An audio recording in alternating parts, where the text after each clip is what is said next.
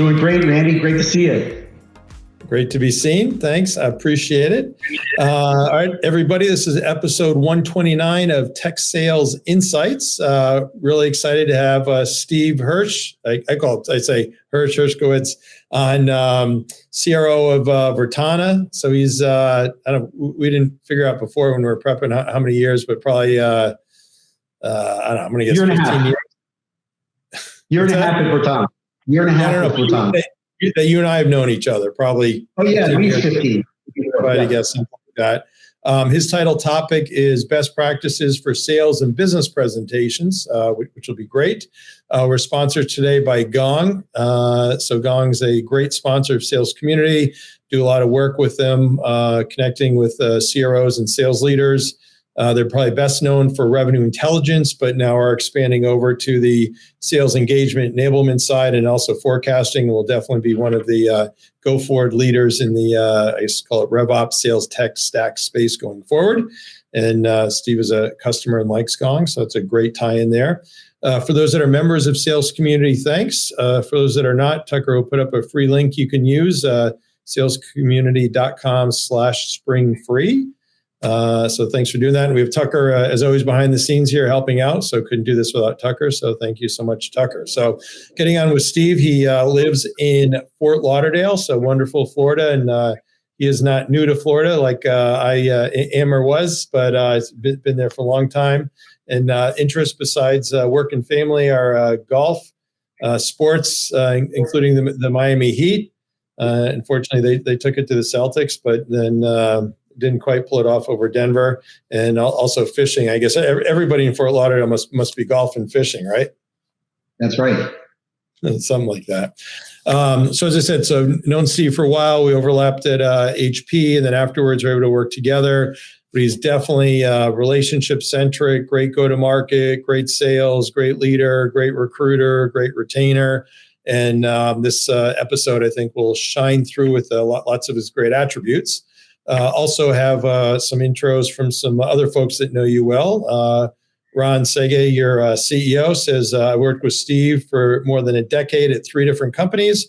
He's a customer-first, process-oriented, driven sales executive with a never-say-die attitude. He's my go-to when I need to accelerate or rebuild a go-to-market motion. So that's pretty cool. I'll send it to you, and you can frame it. Peter Corp, who he worked with at HP, and I worked out with this morning by chance, says one of the best running full sales cycles, soup to nuts. Great with relationships. Amazed how much John Chambers loves Steve. At HP, he was able to grow the Pansando sales significantly in spite of a challenging sales culture. And Pete says Steve was likely a key reason for AMD buying Pansando for over $1.9 billion. Yes, that's with a B. Dan Belanger, from HP days and currently at AWS, says Steve is a great example of what experience combined with a startup sense of urgency looks like. He's customer obsessed, a lifelong learner who builds executable strategies to deliver results. So how's that for pumping your ego for the day? I'm humbled. I really am. So thank you to my good friends and colleagues for those comments. That's awesome. So if we jump into questions here. So always like to ask the first job after college. So you went to Community College of the Air Force. So what was your first job? What was your major there? Because presumably it'd be something tied in on the Air Force side, and then your first job. Yeah, it was mainly around ground support. I was in a fighter weapons wing when I was in the Air Force and supported F-15s, F-16s. Part of the Thunderbirds organization at Nellis Air Force Base in Las Vegas for a while. So I got a lot of experience doing that in the Community College of the Air Force. Learned a lot about engineering. And quite honestly, Randy, a lot of that technical capability, learning about how systems work, how things work together, fuel controls, hydraulics, pneumatics, all well positioned me to get into the IT business in the early 90s and thrive. And so my first job, was really working for a company based in Atlanta. They're still in business today, called Automated Systems Design. And I started out selling communications cabling systems to large enterprise customers. But what was different about those times than it is today is that I had to design those systems. I had to design the networks behind those systems. and I had to go gain a commitment from customers and close deals to drive profit and margin. So it was good experience, good boots on the ground, and it helped me sort of evolve my career as I got into working for some of the manufacturing companies. Oh, awesome. So maybe kind of quickly just take us through your career from there. Sure. So the first manufacturer that I worked for in this industry was Xyplex Networks. And for those of you who have been around a while, it was a company based in Massachusetts that sold and manufactured multi-protocol terminal servers.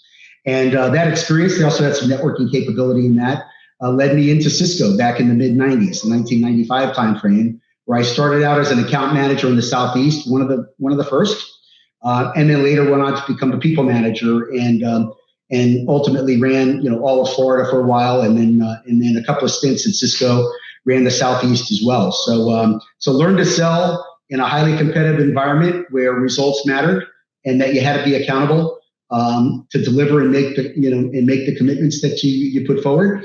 And it was a really good way to orient myself to this industry and over time learn more. So that's where I kind of got going. And then from Cisco, I did a short stint at Avaya selling large scale enterprise contact centers when IP voice first became a reality and customers were moving off of TDM. I found my way into 3Com through that role and worked for one of my mentors, a guy by the name of Ron Sege, who's also the board chair at Vertana. We built that business and sold it to HP back in early 2010 for about $3.1 billion. I was on the senior leadership team there, stayed in the company for a while at HP, and that's where you and I met, right? You were running, right. I think it was the Americas at the time, yep. And I ran networking. I took the job of the East, working for the guy that ran the whole country. And so, from there, I made a stint back to Cisco. I wanted to be at home, a little closer to home. My son was a basketball player in high school, and I wanted to make sure I was around for those games and keep my work-life balance and my priorities in order. And then you mentioned Dan Belanger and some nice comments he made about me. He ended up taking a big job at HP prior to the HP's, the separation with Meg Whitman coming in. And I went back to work for HPE and did that for a while. And then, of course, we later separated that company. And I stayed there for 7 years, all kinds of jobs, large enterprise, ran commercial, working for Peter Corp for a while, worked for Dan Belanger almost the entire 7 years that I worked there. And then was involved with Pansando Systems, which was a startup that HPE made an investment in that I championed inside the company.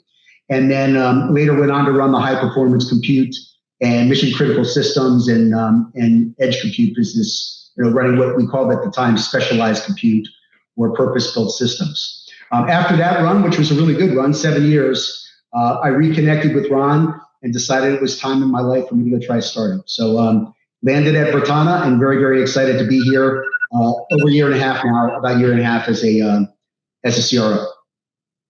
Awesome. Really, really cool. So you certainly have worn many hats, big companies, small companies. Any kind of one or two things in particular you'd say has made you successful? I would say, what's made me successful more than anything is that I have a commit and go attitude, commit and go perspective on things, right?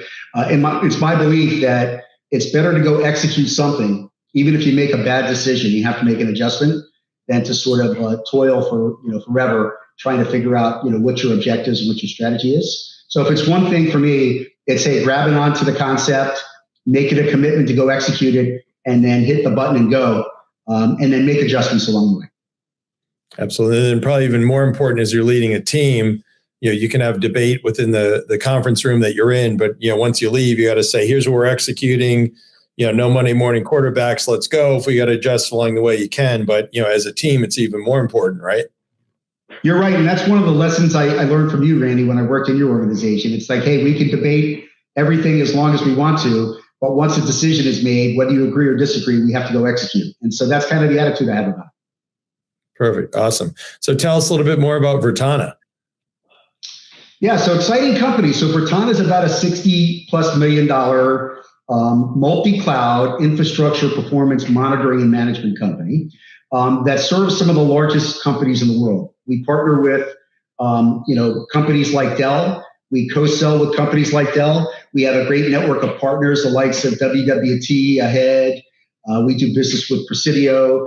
We're building new relationships with the SIs, companies like DXC and Kyndryl. And then we work with, OEMs, like I said, Dell, Hitachi. We provide integrations for, Infinidat solutions, for Cisco solutions, relationship and some co-development with folks like AppDynamic. And so we, our goal really is to help customers get the best observability, contain their costs, and have the most business intelligence when they want to move a workload or land a workload that the industry has the ability to offer at the lowest possible price. Awesome. And Kevin Purcell, thanks for chiming in. So good reminder for me. So anybody watching along, you can see us or hear us. We cannot see you, but certainly can see what you post. So if there's any comments or questions you want, please put them in there. So we have from Kevin Purcell, nice comment. Nothing but great things to say about Steve as well. Steve, congratulations on the recent acquisition. So we'll talk about that. We'll talk about that in a little bit. So, in this, day and age, people changing jobs, everything else. So I assume it was your connection into Ron that got you to Vertana? Yeah, I was ready for a change, and I got to a point in time in my career, which I think goes to your question about big company versus small company, whereas an individual leader or even an individual contributor sometimes in a large company, it's really hard to make a difference, right? And I just sort of felt like, at this point in my career, I wanted to involve myself in something that, when we went out and executed correctly and we achieved the goals and objectives as an individual leader and along with my team, we can actually create an outcome for this company and make a difference, right?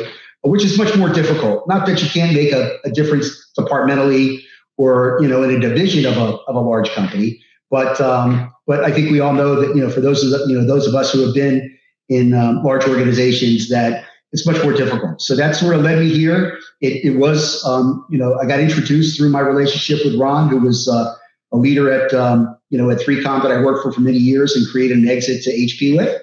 And he and I have stayed in touch, and he's been one of the great mentors across my career. Yeah, great guy. I last saw him out in Beaver Creek at an executive event in January. So great guy's been around and has his fingers in a lot of great things. So if you think about on the sales side, kind of your go-to-market priorities, any kind of two or three things that you can share with us?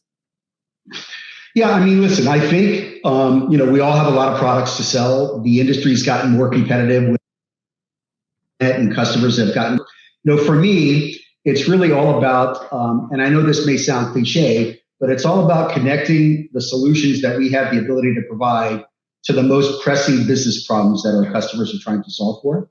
And so, being focused on selling business and technology architectures that lead to a customer outcome that's tangible. I think that's the thing for me that I like to focus on, right? So, and I think that's why this is a fun conversation today to talk about business presentations, because it really gives you an opportunity, if you can execute correctly, to get in front of senior management within the companies that you're calling on and really articulate the true value that you have the ability to provide a business versus just what your product or solution fit is.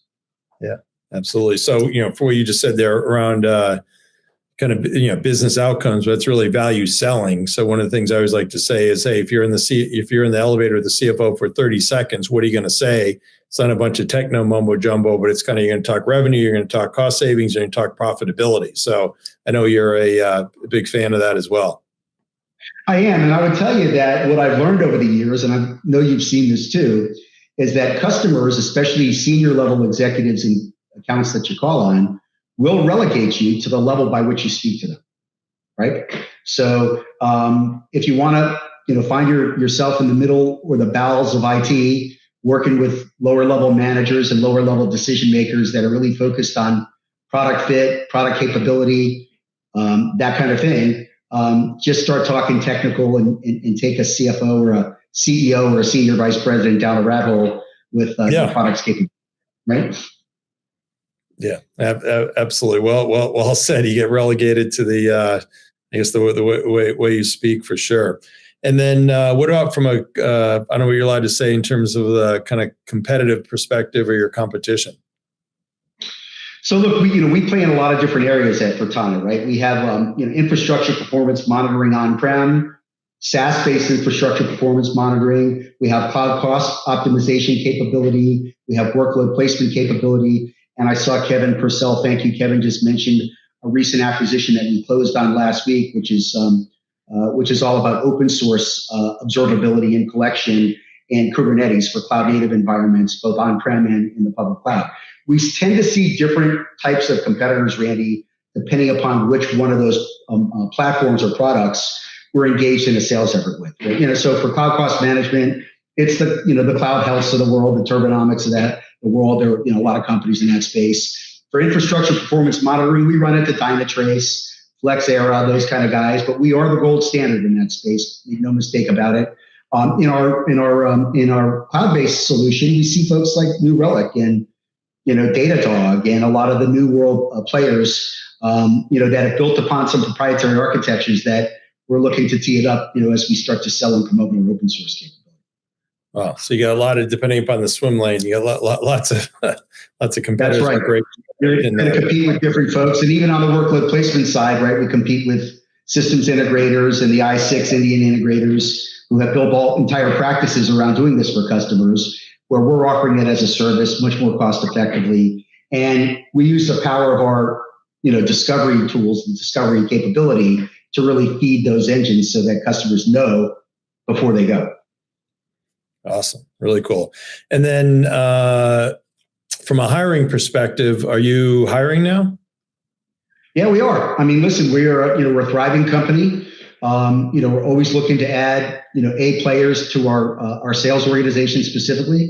So we are hiring region sales managers, looking for folks that have sold infrastructure, that have infrastructure performance monitoring backgrounds, and that understand, where we fit and know how to sell true business value, right? They have the ability to connect the solutions that we provide to some of the most pressing business priorities that our customers are facing and are challenged with, especially in this tough macroeconomic environment that we're selling in today. Great. So what's your commercial around the culture? If candidates are looking to come to Virtana versus other companies, what's special? Well, listen, besides being able to work with you, of course. Yeah, of course. Well, that would be interesting too, right? I'm fair but tough, Randy, as I think most people would say about me. But I think that what's special about our culture is that we are obsessed over our customers. Almost every decision, I would literally say every decision that we make inside the company at the executive level is centered around how that decision is going to impact our customers, right? And we don't do something just for the sake of doing it if it's going to have a negative impact on our customers.